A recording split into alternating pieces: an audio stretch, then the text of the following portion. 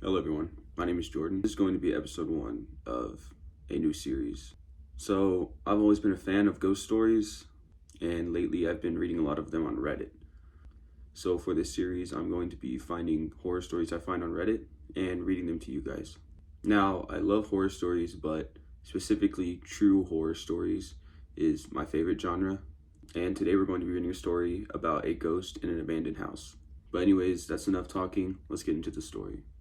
Based on the title, this might sound fake, but I have no clue what to name what we actually saw. For some context, I was around 10 to 12, I forgot what. I was staying at my cousin's house, and they live in a pretty small area with some farmland. One of those fields has a house door that was locked. Everything was locked. Back doors, windows, etc. Everything. And if it wasn't already bad enough, the only thing that wasn't locked was the garage door. It was somewhat open, but none of us could fit under it.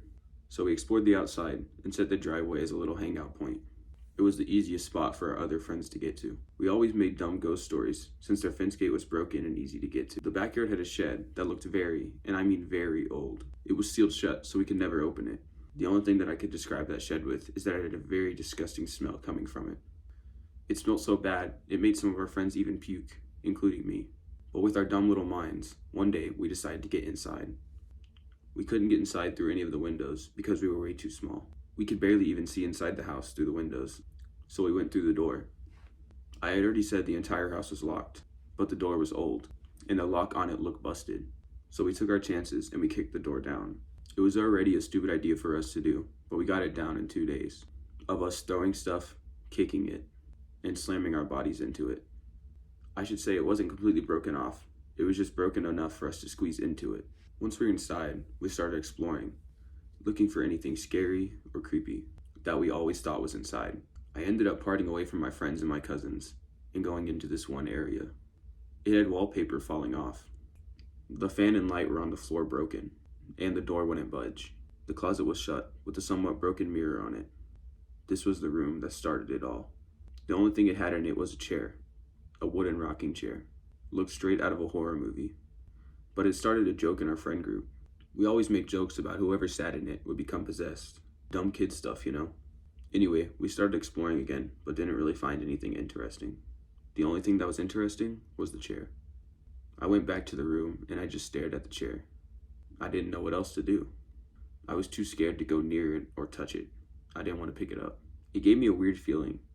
Not like being watched or anything, but it just made me feel off. It made me feel as though I was sitting in a different universe. After a bit of us goofing off, we went back home. It was sunset, and we wanted to go back home so as to not worry our parents. But my cousin stopped on our way home and pulled her phone out. She sent a text and turned back around. I was confused and asked her what she was doing, in which she said she left something in the house and wanted to go get it. I didn't like that idea, but I had no idea where home was, so I was forced to follow her. Once we got back, I looked into one of the windows and saw a figure. It didn't really look like it had any eyes or anything, but as soon as I pointed it out to my cousin, it was gone.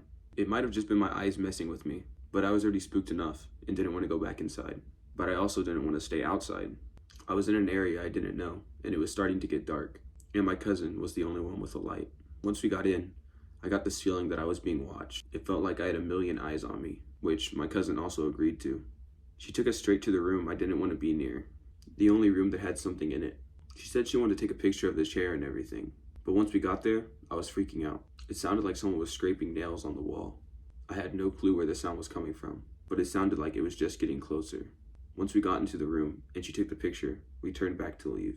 That's when, out of the corner of my eye, I saw the same black figure. This time, it actually had eyes. It wasn't red or white eyes, just pitch black eyes. It looked like we were staring into a black hole. I knew my cousin could see it since she was freaking out. Her phone light went out, and all I heard was the sound of running coming from the direction in which we saw the figure. We bolted. I never ran so fast in my life. It felt like if I didn't get out of there, I would be done for. So we ran. To me, it felt like we ran for ages. It felt as though the exit out was so far away. I saw my cousin bolt out, in which I scrambled as well to get out. I already had a hard enough time getting in without panicking. Once I got out, we bolted home. The only thing we could do was run. We just wanted to get home. Sadly, it didn't just stop there. When we were home, I kept having a bunch of nightmares.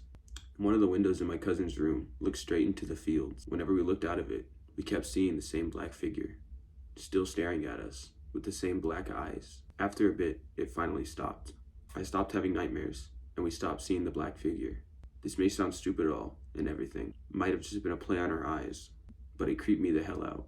If I think of that place, almost everything looks like a blur. The only thing I do remember is that goddamn chair. Alright guys, thank you for listening to the story. Let me know what you guys think in the comments. I personally think it could be a true story. Nothing that seems too unbelievable.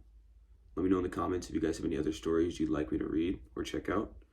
And I'll catch you guys in the next one.